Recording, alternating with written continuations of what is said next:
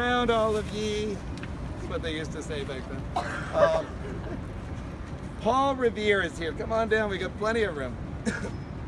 Feel free to get photos of Paul. You'll notice all these coins on him, actually. There's an old tradition, an old Hebrew custom, putting coins or stones on a grave as a mark of respect. And back in the late 1900s, a film called Schindler's List came out showing people doing that, and it's sort of caught on ever since then. So that's why people do it on the famous graves. In fact, when we get to Sam Adams' grave, people even leave beer bottles on there, not surprisingly. There's also, a lot of people say, why does Paul have two stones? Because there's a little gray stone that says Revere's tomb. That actually is just a marker letting the gravedigger know where the underground door is that leads down to the Revere family crypt, because Paul is buried here with his second wife Rachel and several of their children who died young. And Paul was really an icon and a legend. He lived to be 84 years old. He had 16 children. The family still has reunions every 5 years up here today. He has over 10,000 living direct descendants. Maybe we should call him the father of the country. But Paul was a man of many talents. He was the head of our Board of Health. He was our county coroner. He was a dentist. He even made a pair of false teeth for George Washington, not out of wood, but out of ivory. If you've ever heard of using dental records to identify a body, he's the man who developed that technique. If you look at our State House Dome, he gilded it. If you look at the Constitution's hull, he put the copper on it.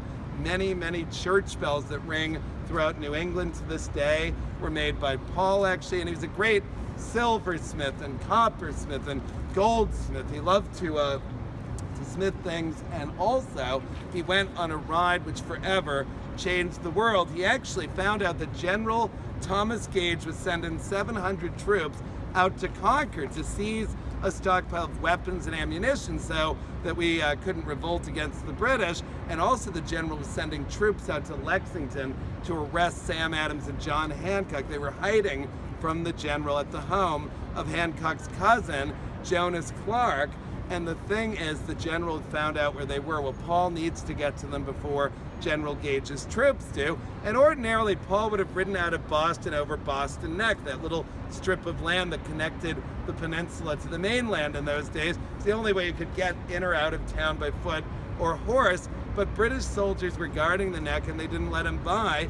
So he waited till dark, and then, very carefully, he had a friend quietly row him across the Charles River. When he got to the other side, he borrows his friend John Larkin's horse, and who in our group knows what he yelled as he rode through every Middlesex village and farm? Do you know?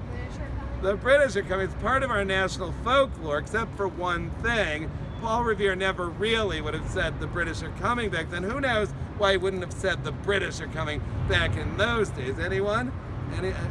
Yes? Because that's right, he's British. Everyone here is British at the time. If he'd done that, that would be like us running over those people over there yelling, the humans are coming. It would have made no sense to anyone. What he yelled, according to, well, does anyone know what he yelled, what he really yelled? The regulars are coming. You were the first person over a year to get that right on my tour. Huzzah! Good job. That's right. Now, did Paul ever make it to Lexington that night? Did he? Yes. He told Adams and Hancock to get away, but did he make it out to Concord? No. The British stopped him and they took his horse away and told him to cut it out, and that was the end of the ride. But fortunately, there were other riders that night. There's his friend William Dawes, who actually came up with what he thought was a brilliant plan of getting the British Guards on Boston Neck to let him go by. As he wrote in his diary, which actually is on display at the Massachusetts Archives, he wrote, "I shall get incredibly drunk before the ride, and when I ride up to the guards and they see my condition, they'll think I'm not up to any trouble and let me right by." And so he proceeded to get absolutely drunk, and he rode, drunk and rode up to the soldiers, and they took one look at him. Sorry about that. They took one look at him and waved him right by. It worked like a charm, and so far so good. Sorry. I did a pub crawl for grown-ups last night, so I'm still in that mode.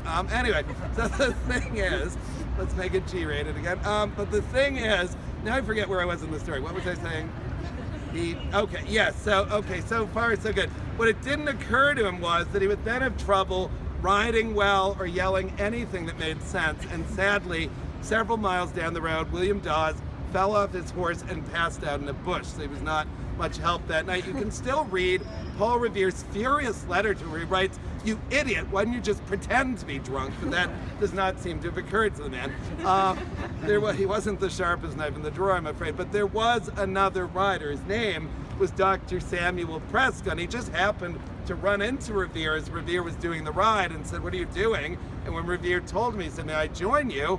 And Paul said, "Sure." Now, when Paul stopped at Lexington to warn Adams and Hancock to get away, he told Prescott, "Why don't you ride on just in case?" Good call, because Prescott is the only one, it turned out, who made it all the way to Concord and told them that the British were coming. Now, he gets no credit whatsoever for this today, probably because nobody wrote a best-selling poem about him 85 years later that made him a household name. The poet Henry Wadsworth Longfellow writes the Midnight Ride of Paul Revere, and that's what made Paul the icon that he is today. But if you were a descendant of Samuel Prescott, you were probably not too pleased about the poem, and indeed, they wrote him a letter, the poet, saying, we're not too pleased about this. You've ripped our ancestor out of the pages of history.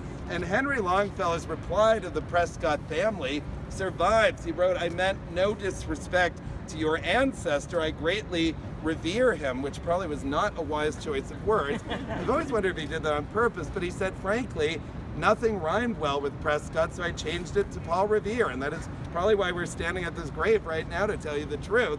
But there is a woman buried practically next to Paul who in her own way is every bit as famous as him. Let's check it out right now.